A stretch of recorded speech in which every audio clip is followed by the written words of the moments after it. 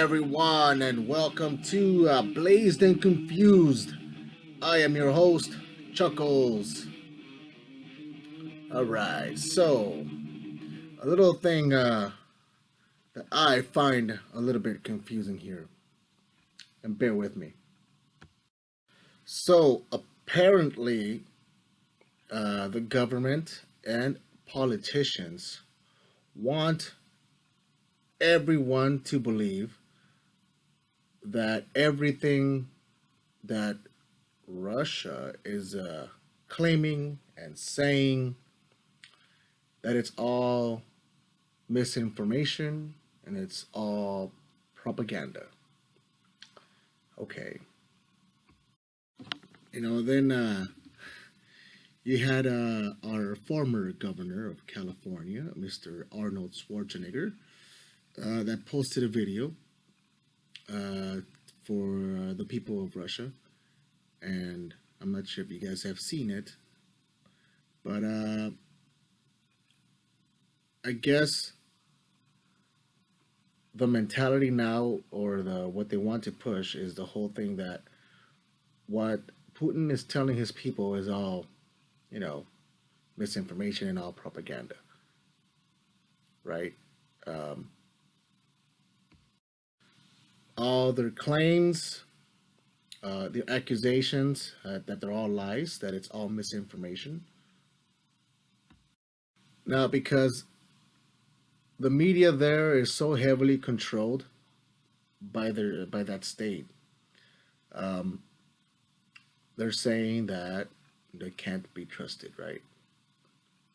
Okay, now let's think of our news organizations, right? Now, based on the last couple of years with this whole pandemic and how the media played a huge role, social media did as well with their censorships and their fact checkers, their bias fact checkers. I mean, the media here was already has already been compromised, so they can't be trusted. So now they're saying, "Oh, trust us, don't trust them." But I mean, they've lost all credibility. Credibility,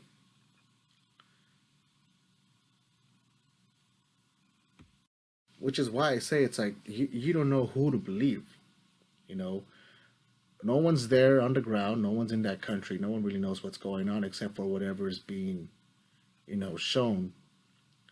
But we know that our media can't be trusted, and there's a lot of interest and a lot of push, a lot of propaganda for this.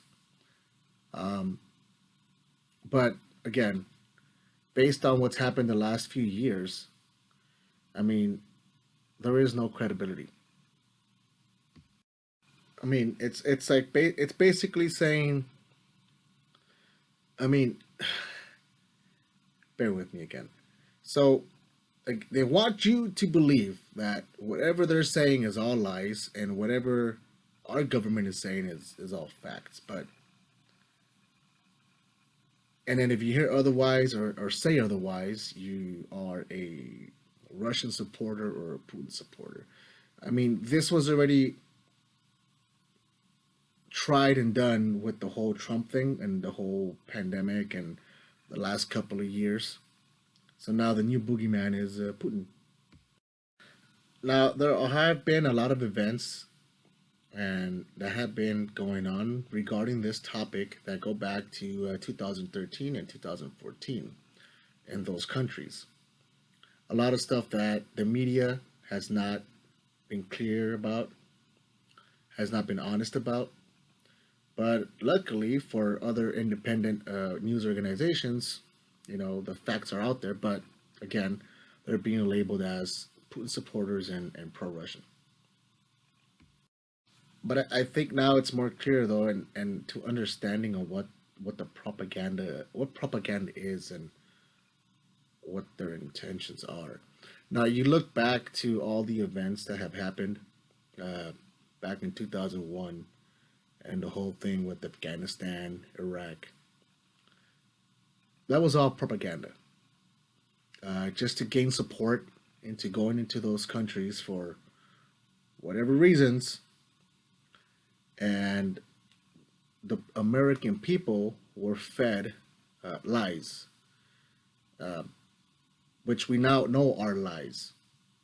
Back then, well, I mean, no one questioned it because it's just something that happened, and people, were just in that mentality, and I mean, whatever happened happened.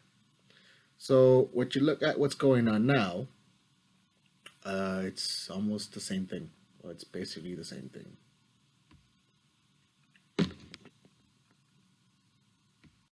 If you look into false flag events and the purpose of them and what was accomplished, and then you look at what's going on now and what they hope to accomplish. Okay, so again, whatever is happening. People are dying, um, but the reasons for it. Okay, so you have the president of Russia um, claiming that they are denazifying Ukraine. Um, well, it's like, okay, well, what are you talking about? Well, there is a group of within the Ukrainian National Guard called the Azov Battalion.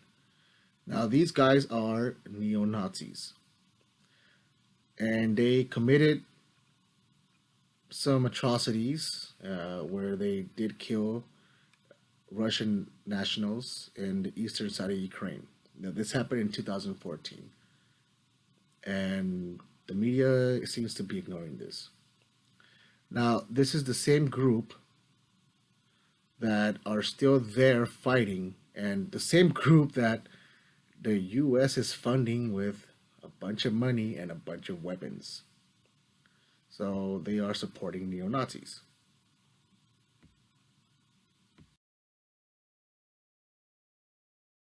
Um, so check this out. This is on the gray zone. It says U.S. and NATO allies are neo-Nazi units in Ukraine as foreign policy elites yearn for Afghan-style insurgency. But the one particular article is this one. It was bombing at Mariupol theater staged by Ukrainian Azov extremists to trigger NATO intervention. Now, you guys can go and check it out and read it. It's pretty. I mean, it's interesting. These Azov battalion guys are what some people might consider bad hombres. Do you guys recall videos that were shown days prior to the invasion when they were you had civilians being trained by uh, by the military, and then these military guys had these patches on them, which were the Azov Battalion. Now, not all of the Ukraine military are neo Nazis, but a certain group in the eastern region are. And this is the group that Vladimir is referring to. And this is the group that is being funded by our government. Okay, so that's one reason that Vladimir is doing this. The other one is the whole thing with NATO. Um, so, okay, maybe the dude's a little bit paranoid. He doesn't want all these NATO allied countries surrounding his country, which is, I guess, understandable. To put things into perspective, let's say Russia or China or any communist country asked Mexico, "Hey, can we set up some some weapons on your border with the U.S. or if there was some sort of communist presence in Mexico."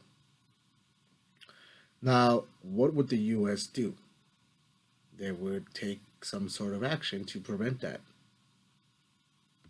Like, okay, it sounds a little far fetched, but just again, just to give you an example of the actions that are being taken as because of all this.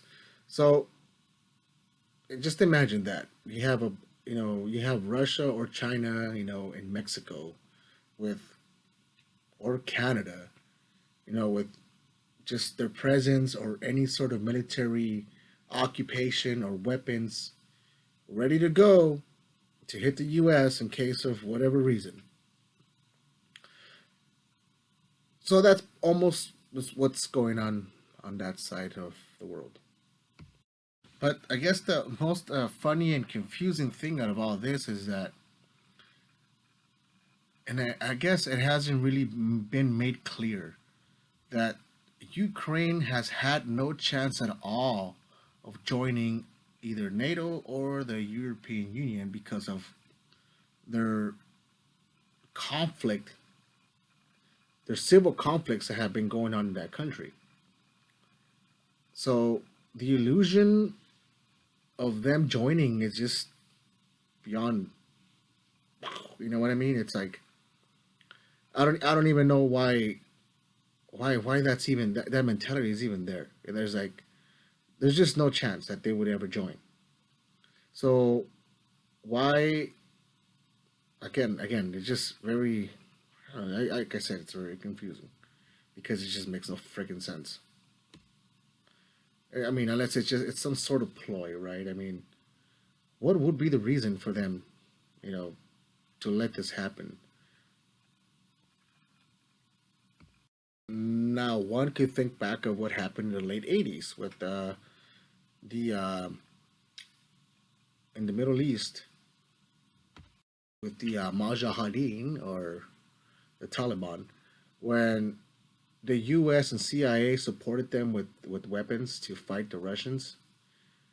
So that's kind of what's going on now, where they're using Ukrainians to fight the Russians. Why? Maybe there's oil. Oh yeah, there is oil. There isn't there? And there's other things in that country that the U.S. is involved in, which are now facts. The biochemical laboratories.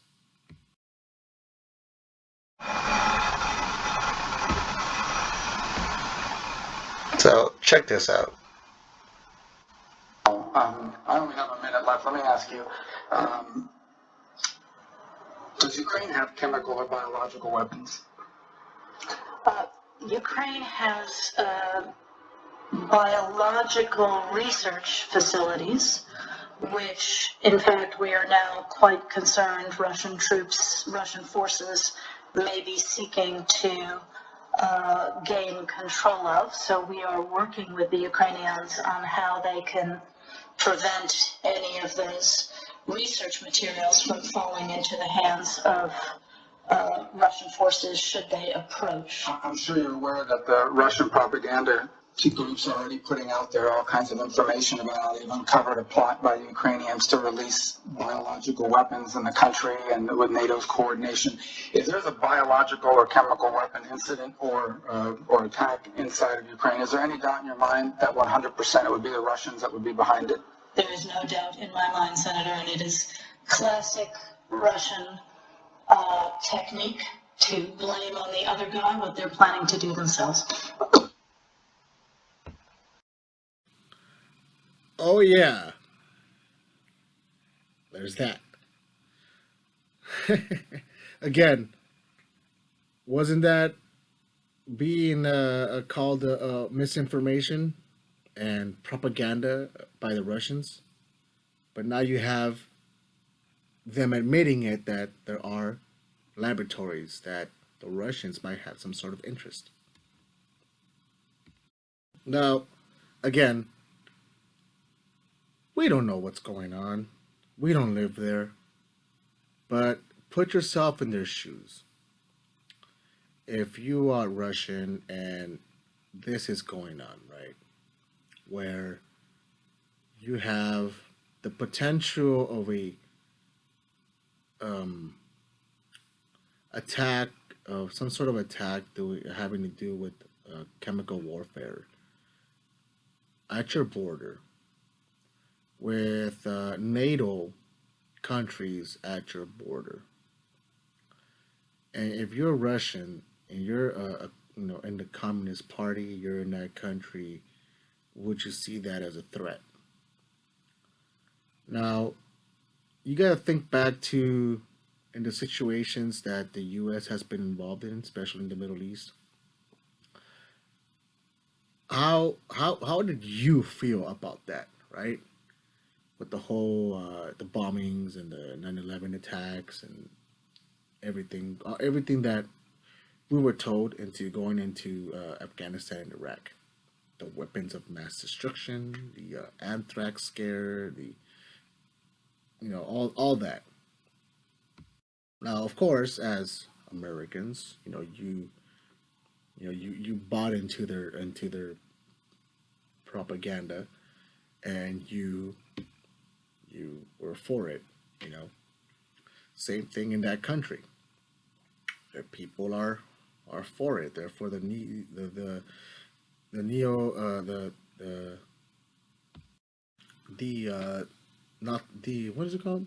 The need notification or whatever. So again, it's a perspective, it's a point of view. Um, to us, again, we're not there. We're being told, oh, that's all misinformation. That those are all lies. But I mean, how would the government, you know, sell that to the American people? Now you could be like, what does this matter to me? Why should I care? I mean, why would it concern us? Well, keep in mind that our president has sent is or is willing to send about $1 billion in support, sending weapons. Um, now, that the $1 billion is our tax money. Um, all these weapons that they're sending is just further like it's people that are invested in any military industrial complex like contractors or that have money invested in Lockheed, money invested in Boeing, money invested in all these contracting companies that make weapons. Guess what? They're gonna make money, and you bet there's a bunch of politicians that have money invested in their stocks, and so that's why they're pushing for this because they're making money. Now, the average person, the ones that are, well, what does it concern them? What does it matter to me? I don't care. We have our own problems. Yes, we do have our own problems. The inflation is out of control. Now, they want to blame the conflict for our gas prices, but gas prices have been going up for a while. Now, this could go back to when Biden first took office and he shut down the Keystone Pipeline, and we no longer had our independence on natural gas, whatever. Um, so then now we would have to rely on other countries to import, you know. Whereas if the Keystone Pipeline would have still had the green light, we would have been producing so much we would be exporting more.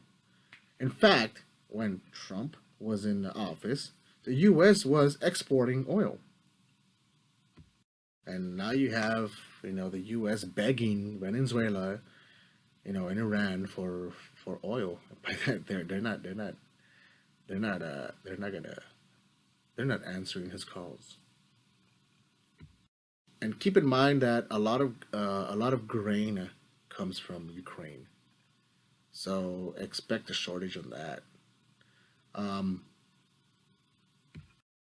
the whole thing about all these sanctions with Russia and everything, it's not just hurting them, but when you think about it, it is hurting the American people. Anyways, before I get off track, um, I guess we'll get into the whole renewable energy and you know the Green New Deals in a later video. But back to this whole propaganda. I mean, they keep pushing for um, for more actions for the U.S. to take. I mean, again, why does it all have to come down to the U.S.? Okay, there's a lot of financial interests, but there's a huge risk that comes for this. I mean, I know Vladimir Zelensky keeps asking for a no-fly zone, but if you really want to know what a no-fly zone means, I mean that just means you know let's shoot down some Russians and it's all out war. But I mean, if you kind of think about it, it's like an unofficial war that the U.S. is involved in. Why? Because if they're supporting Ukraine financially and with weapons, hello. Now I get it, you know,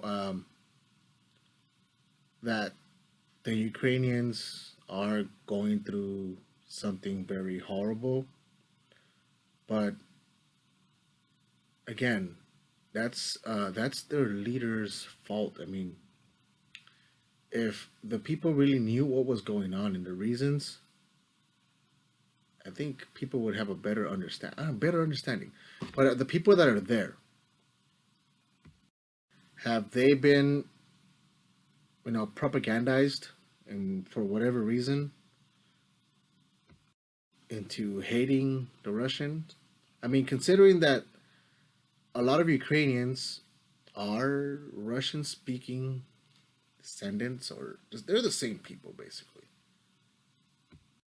And I guess like it's like if you don't want to belong to a communist country, you want to be a more a freedom part, like in the European Union, and how the younger generation wants that, because I believe that it's the older generations in the Ukraine that are more into the whole Russia unification, but the younger crew, the more progressive or liberals in the Ukraine, they want to go, the other way,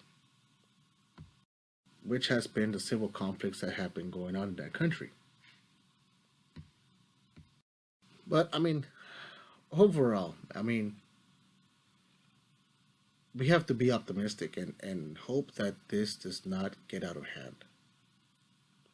Um, if indeed officially the U.S. gets involved in this, and then if you have other communist countries siding with Russia, uh, China,